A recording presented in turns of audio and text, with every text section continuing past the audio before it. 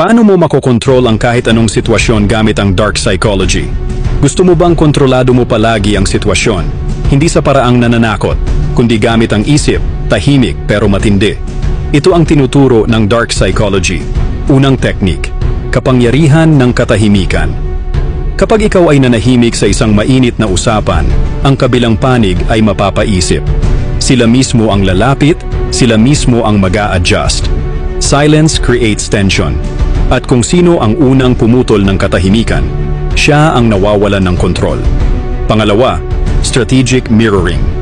Ulitin mo ang huling sinabi nila, pero saan yung tanong? Halimbawa, sabihin nila, pagod na ako sa trabaho. Sagot mo, pagod ka na sa trabaho? Bigla silang mapapaisip at lalalim ang sagot nila. Akala nila nakikinig ka lang, pero ikaw na ang nagdidirekta ng usapan. Pangatlo, mastered emotions. Ang taong hindi nadadala sa galit, takot o kaba ay ang taong pinakakatakutan sa room. Kahit pa sumisigaw ang iba kapag ikaw ay kalmado, ikaw ang may hawak ng alas. Pang-apat, illusion of choice. Gusto mong sundin ka, magbigay ka ng dalawang options na pareho mong gusto.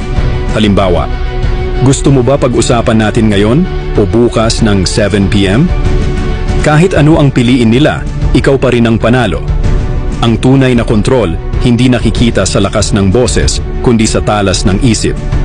Gamitin ang dark psychology sa tama. Hindi para manloko, kundi para protektahan ang sarili at mamuhay na hindi basta-basta nalilinlang.